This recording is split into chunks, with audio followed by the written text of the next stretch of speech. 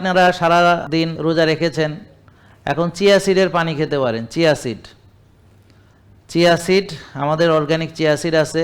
এই chia seed সাথে তোকমা ইসুপগুলির ভুসিও mixed করতে পারেন চাইলে, তারপরে এটা খেতে পারেন। যারা একটু মনে করেন ডায়াবেটিস নাই বা ইনসুলিন রেজিস্ট্যান্স নাই, তারা এটার সঙ্গে মধু অ্যাড করতে পারেন, বা ডাবের পানিতে আপনারা খেতে পারেন।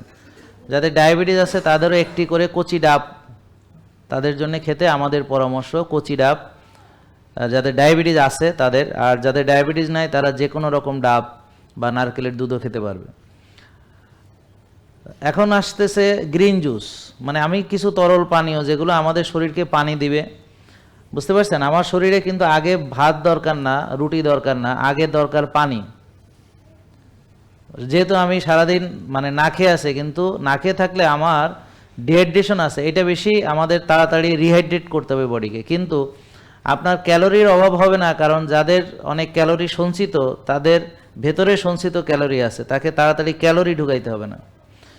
এমনও ক্লিনিক আছে যেখানে 7 দিন ওয়াটার ফাস্টিং করায়, 380 দিন না খেয়ে থেকেছে, শুধু পানি খেয়ে আছে, এমন লোকও আছে পৃথিবীতে। অতএব আপনাকে ক্যালোরির চিন্তাটা পরে, আগে হলো আমার বডিটাকে কি করতে হবে, হাইড্রেশন ঠিক রাখতে হবে। রিহাইড্রেট, আগে ডিহাইড্রেশন, এখন হলো রিহাইড্রেশন করতে হবে।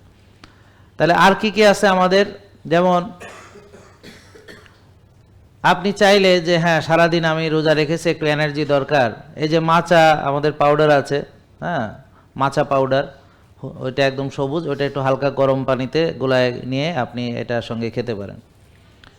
গ্রিন জুস খেতে পারেন, হলুদের পানি খেতে পারেন, ভিনেগারের পানি খেতে পারেন, এমনকি বেকিং সোডা ওই সময় খেতে পারেন।